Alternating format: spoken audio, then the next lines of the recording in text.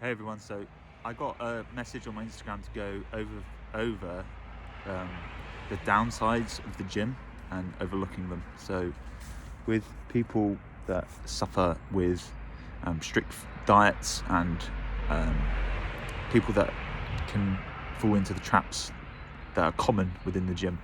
So number one, strict diets. So people that fall into such traps as keto,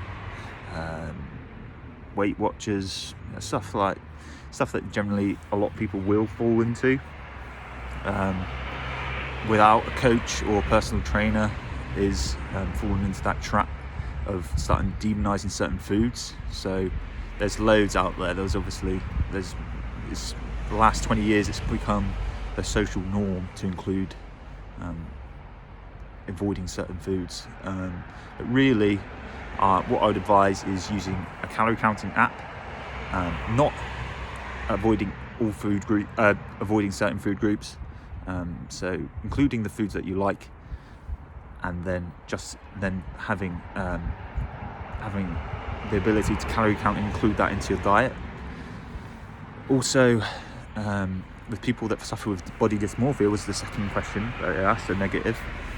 So what is the issues with that?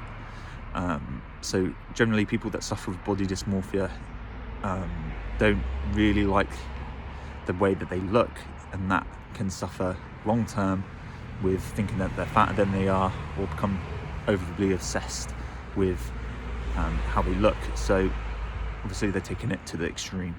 So people that suffer with that is obviously awful, but it's important to include a coach or a personal trainer. I would advise anyone to get one. I have a coach, I have a training coach, and I do my own nutrition. But people that suffer with body dysmorphia, I would include having an objective view, so scale weight, subjective view, so progress pictures, and a coach to overlook your training and nutrition. So people that suffer with it, it's obviously an awful thing to go through. So I wouldn't advise anyone to go down the route of doing their own nutrition without someone overlooking it. So that would be my ideal answer to that. Obviously there's other issues. Taking anything to the extreme is obviously not healthy. So people that take it to the extreme, it isn't healthy. So but within any sport or any lifestyle, taking anything to the extreme is not ideal. So you've got to have that balance of lifestyle to at home. So making sure that you're not filling up all on the gym and becoming totally obsessed, is also having the balance of life. So that is the best answer I can give to how to avoid the negatives of the gym, is having a healthy balance of both. 2, having someone overlook your training and nutrition.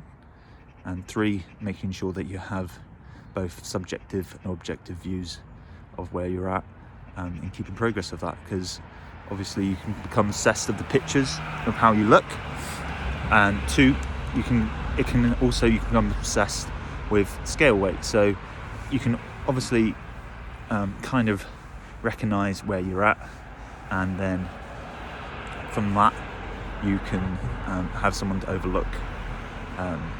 If you're feeling fat and you're not looking at someone overlooking it, is obviously a good place to start. So I hope that helps anyone that's suffering.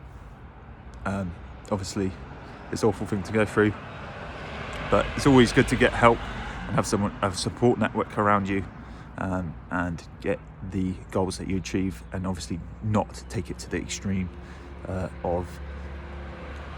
so you start suffering from the side and negative effects of the gym.